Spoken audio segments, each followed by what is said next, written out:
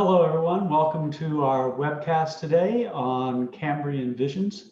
Today, my guest is Richard Terrill. He's a VP of Strategic Business Development at Blaize, a very interesting company I've written about. They've got a really strong history of collaboration with their customers and investors, from which they learn how to make really solid AI platforms for the edge. Richard, welcome aboard.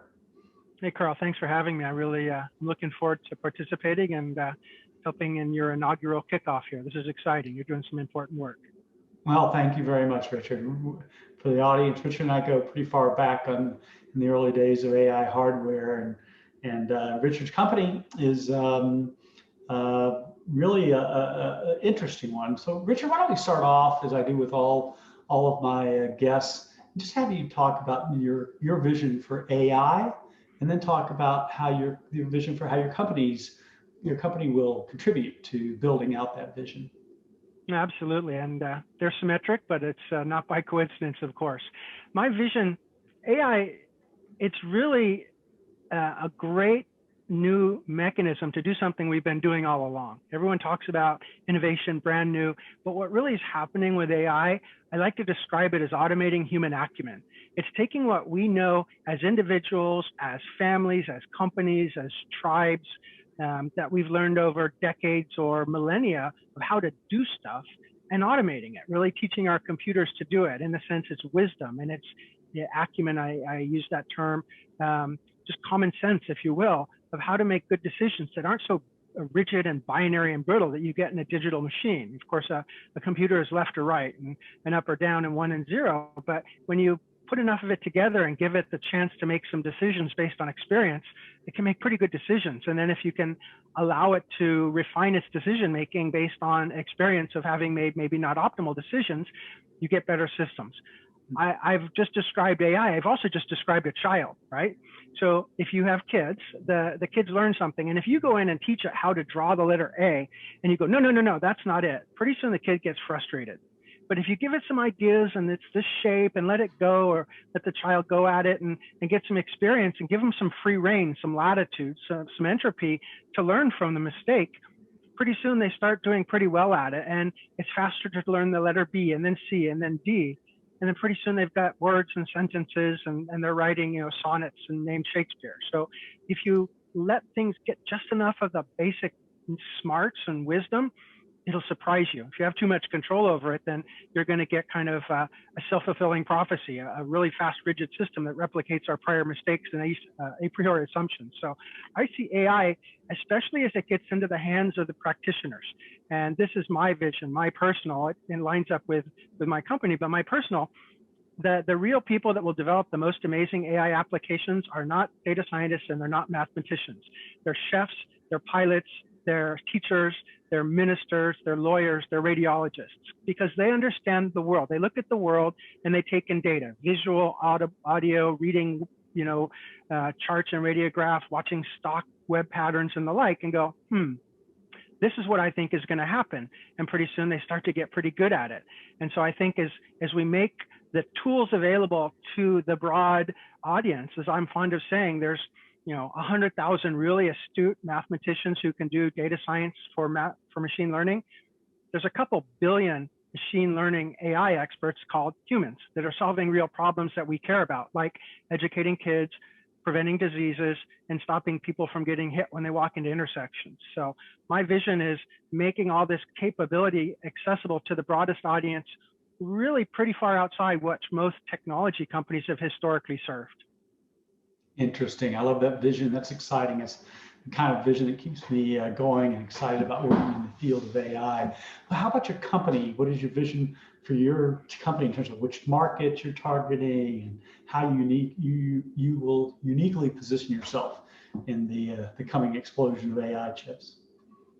Great question. We're an interesting one because we're not an AI company. We're a data flow computing company. We make a new class of computing hardware that AI happens to be the biggest and largest opportunity right now, but our founders constructed a new approach to computing, what we call streaming data flow computing, that really perceives, we think, the next several decades of workloads that will be upon us. So just as the CPU has served for 40, 50 years and done extremely well and continues, the GPU for 20 or 30 years and continues, there's just new classes of problems. And that's what we set ourselves out to solve, and not narrowly AI. In fact, 8, 10 years ago, when our founders started, AI didn't exist in any sort of the abundance we talk about now. It was, the SAIL lab and the MIT labs, and that was it. But the underpinning way of looking at the problem and the data differently, and the feedback and the streaming aspect of it, which gets closer to mimicking how biological systems work, allowed us to build something that can actually engage this class of problems, and importantly, do it in that way I described, which is making it accessible. And so what we're all about is getting it out to market in high volume. A lot of the AI hardware that's out there is incredibly impressive. It does an immense amount of things, but quite often it's far too much. You're bringing too much to the problem at hand, and the economics start to work against you, especially for scaling. So if you think about how much AI do I need on a street light at an intersection with 2 lanes coming each way, it's actually not that much compute. It's more than a microcontroller, but it's less than a full-on, major GPU. It's somewhere in between, and it has to meet new budget criteria. Certainly cost is one, but energy efficiency or thermal dissipation or latency because time is of the essence, or reliability because where the action is, what we see is kind of a truism across all of our customers. And you asked about our focus. It's in smart vision, it's at the edge, smart city, smart retail, smart metro mobility. In the main, the applications there are not in the nice, calm, cool, comfortable air-conditioned environment. They're out there where it's wet, condensing, vibrating, cold, 40-degree thermal excursions across a day, and the like. And that tends to be pathological to a lot of the lab grade hardware, and certainly consumer grade, which just isn't designed for that. And so we made a decision early on. All of our chips are industrial grade, and all of our hardware modules also available in industrial grade, so that we can go out and be deployed there, not just for prototyping, but for volume. And we also are mindful of building systems that are lower cost, because we use less silicon in our chip because we solve a class of problems that's narrower. We use less memory because we need less memory. We use a lot less of external componentry and the like. So as I like to say, we bring just enough for the problem at hand. And that opens up the volume opportunity, which is really where the business is. And of course, we have an economic interest to grow a healthy and strong business, but there's also the strong interest. We want to make it as broadly accessible as possible. What you talk about, we've talked about many times before in our conferences and roundtables. Think what can happen to make lives better for people. It's one thing to do AI that, discovers pulsars from some deep space region, and that's interesting, and it gets into Scientific American. It'd be better if we could stop kids from falling into open manhole covers, right? That has a personal value to me, you, and everyone else who has kids. So there's esoterica, and then there's useful and important.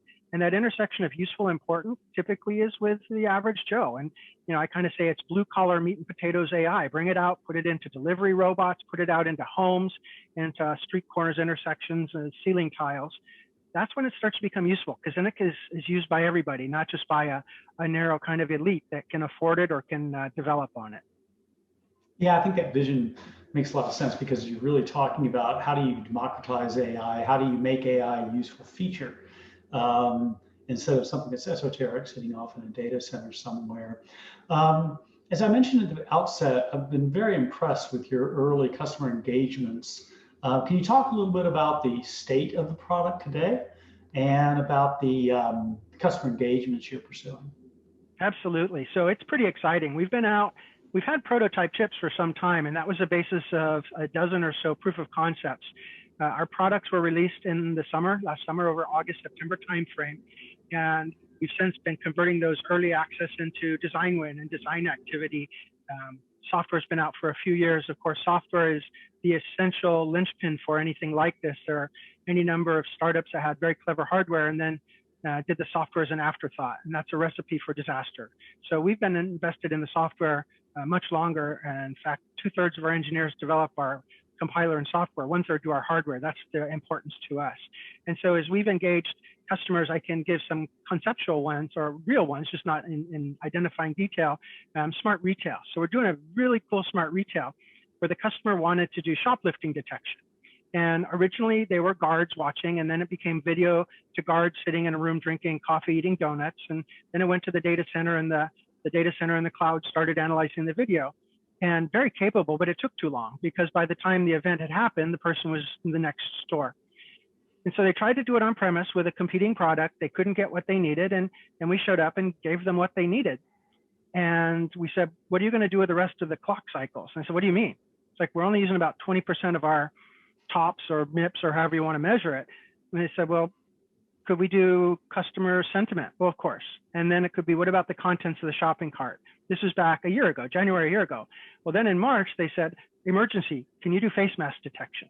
Well, we're fully programmable, so that's just a software module that we can add. So our ability to dynamically adapt, and it's not just us, it's our customers, because our tools are available and open to them, and they are the programmers, not us, to modify their design to meet their requirements, both on a kind of an annual feature sort of cycle, or a the Prime Minister says you have to have this in all of your stores next week sort of a cycle that's forced externally.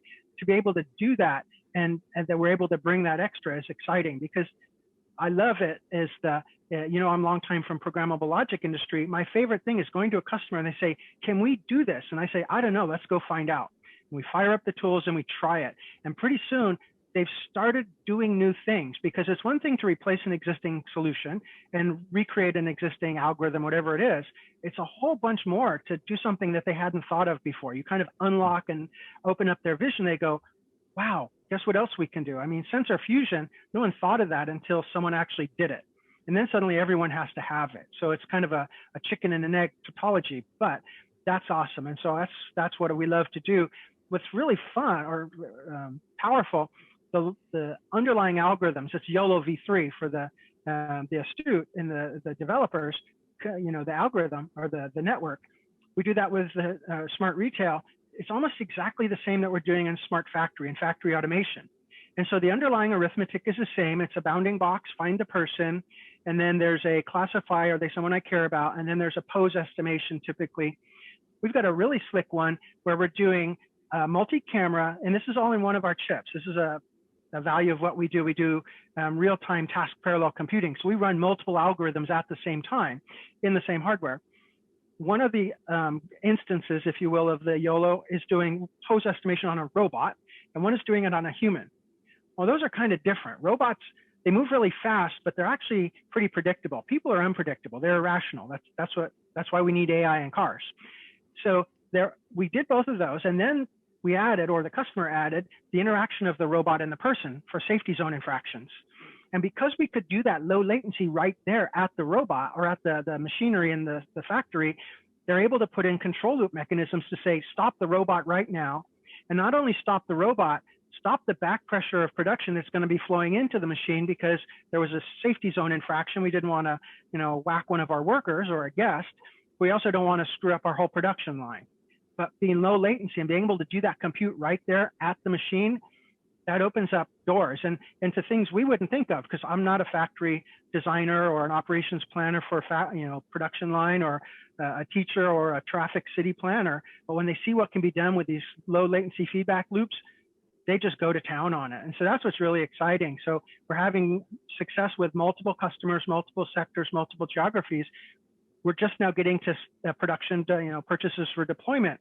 We're already getting into parallel business units in the company, because they'll be working on something, and then one of their colleagues says, well, what's that over there? Hey, I want to know about that. Can you set up a meeting, or can I get in your next meeting? And it's exothermic at that point. Within a company, we've got a couple where we've got 2 or 3 going. I've got a national labs, for example. This is a fun one that was doing sensors. And so they're very interested in putting our compute out in the field where it's high reliability, but quite a bit of compute, more than they can get in the otherwise available hardware.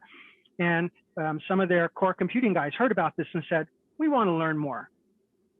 We're just shipping our first samples to the first group, and we already get the second group saying, okay, we need to know about this. So that's what's thrilling, because it kind of gets a momentum of its own because of what it can do, and especially because we don't prescribe what it does do. It's possible. It's the It's the peril of being programmable. What can you do? Everything. What do you do well? I don't know. What do you want to do? What can you do? Everything. So we start out with a few cases like the smart retail, sensor fusion, and then it goes from there. So those are exciting. The latest one, and I think you saw the briefing on the AI Studio, goodness, close to 2 months ago now. It seems like just a few weeks ago. The AI Studio, as your readers will know, or viewers can find out about easily, it's a new type of development tool that we've had under wraps for a little over a year, that in talking with a lot of our potential customers, we realized they're just not going to be programmers.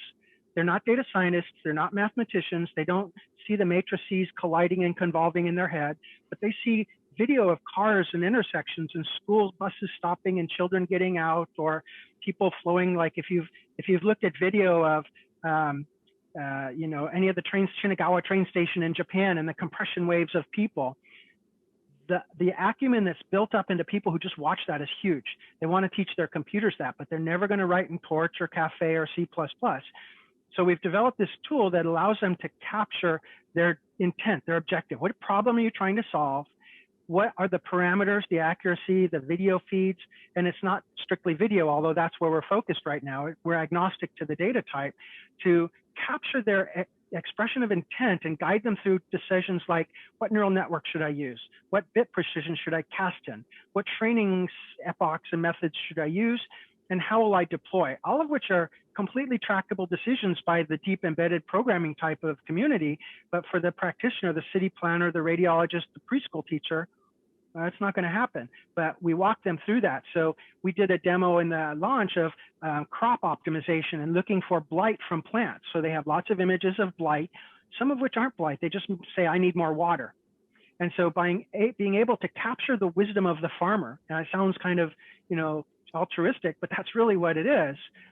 We see so much opportunity. And so that's starting to open up some pretty interesting doors that frankly, a year ago, we wouldn't have thought about, into whole new sectors, whole new groups, as well as, interestingly, a lot of, hard bit and 64-bit floating point I write in Fortran guys who realize they can capture their intent, because one of the cool parts of AI Studio is you can click down inside the window and it'll open up the code that underlies it and let you edit it. So it's not like saying, don't worry about this, you'll never understand it. You're welcome to open it up, but you don't have to. And so it kind of brings together that acumen that I've talked about, harnessing the wisdom of the ages, if you will. How long have farmers been knowing how much water to put on a crop? An awful long time. And so these are the sort of things that we're involved in. The others are the mobility. That's another big important area for us, is witnessed by our investor set.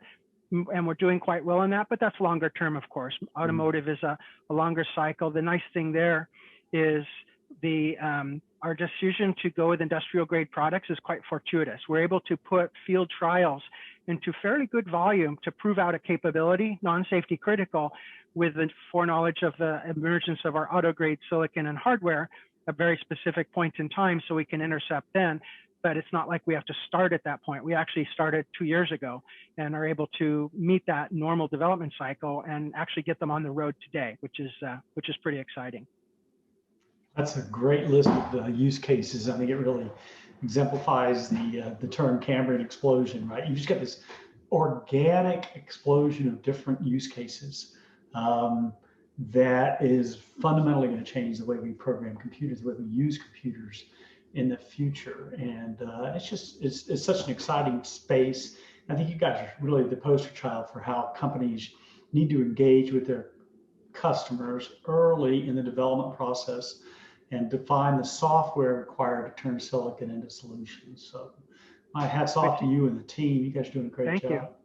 It struck me as you said that we may have to come up with a new term than computers, because this isn't computing anymore. No, and they're, inferers may not work too well because it doesn't roll off the tongue, but something like that. But I mean, deductors or whatever, it really is saying, make a decision based on judgment. Judgers, I don't know, we'll come up with it and collectively in industry, but I think you're right. It goes past that decision making based on retrospective binary, yes, no, left, right, up, down, to what do I know, what don't I know, and let's make some best guesses. Maybe we should call them thinkers instead of computers. Well, thinkers, there's a good one. Maybe there's an opportunity there. Great. Well, my hat's off to you and the team. You guys are doing a great job. Any closing comments or thoughts you'd like to share with the audience? Yeah, I like everyone to jump in and try stuff and test our ideas. I, as an industry, not just Blaize, of course, I'm promote my company, but just as an industry, we got a lot of the answers, and when we have some of the hardware solutions, but tell us what you need, and don't be burdened by convention. Don't replicate what you've done. You know, if it's always worked that way, that's great, but maybe there's a new way. So, you know, give the young bucks in your organization and buckettes a chance to have a go at this, not just to replicate what's been done, but to try something new. And I think you'll surprise yourselves, us, industry, and your customers with what is possible. And really just dream big. And there's so much that can be done when we unbridle ourselves of how things have always been done. And you can think of 50 metaphors in different languages that fit there, but it really is true. This is an inflection point where making that broad accessibility, you know, I'm gonna, you know, like you, sit back, buckle my seatbelt, and see what people come up with. And Fields medals are won, and Nobel prizes are won, and diseases are cured, and lives are made better, you know, across that full spectrum. This has that potential to be that impactful to society. Great advice, Richard. I appreciate your time today. I'd like to invite you back, maybe in 3 months or so, when you've got some more progress with your pilot programs, and especially as they turn into production deployment. Because we're just at the cusp here of going from PowerPoint to silicon to solution.